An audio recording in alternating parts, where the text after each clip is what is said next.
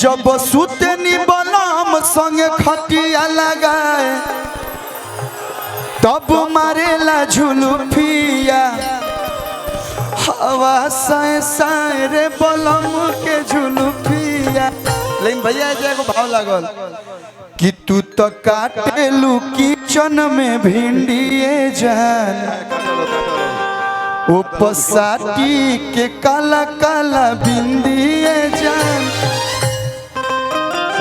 सब जाने बैठ के भिंडी काटल मन तोहरा परजवा के गिल भइल बा बोल काका हम छपरा से किंदिए जान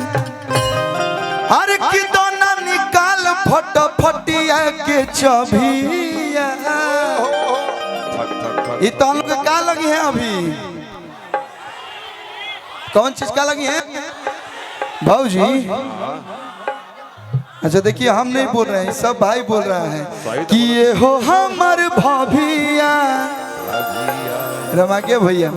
तो देखेला तो रस जाओ देवारा सरबिया तो किंदी राजा सड़िया गुलाबिया तो किंदी राजा सड़िया गुलाबिया तो किंदी राजा सड़िया गुलाबिया तो किंदी राजा। तू तो काटेलू किचन में भिंडिए जान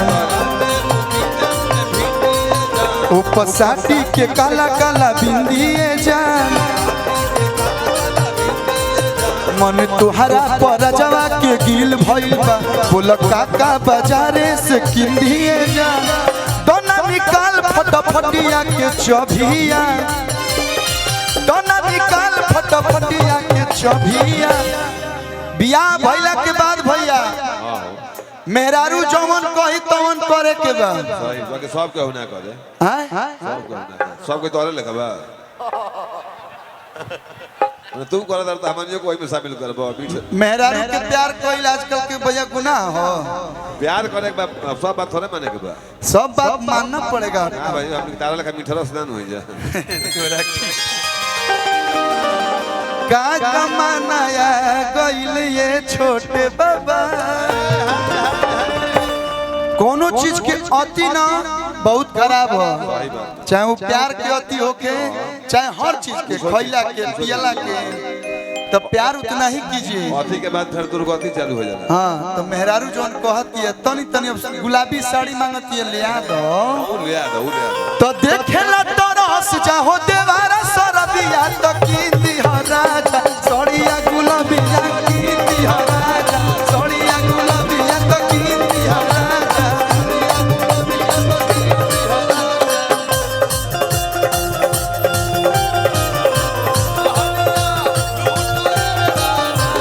मुहावा पटाली के चदरिया लहरिया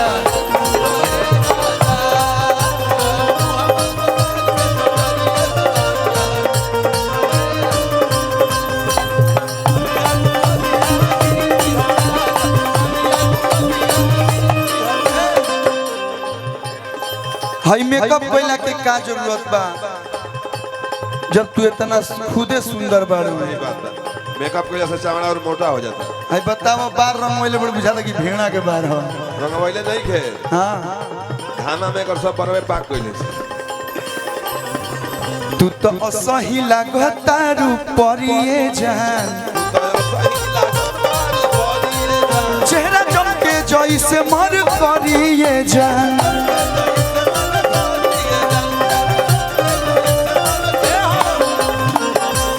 मुना राम गया लिखी है तो हपे की तबिया मुना है छोटे लिखी तो हपे की तबिया कि ये हो हमार भभिया तो देखेला तो रस जाओ देवारा सरबिया। हेलो हम जानते हैं इधर कोई नहीं पीता है फिर भी इन लोग के लिए देखेला तो रस जाओ है यूट्यूबर सरबिया तो किंदी राजा सड़िया गुलाबिया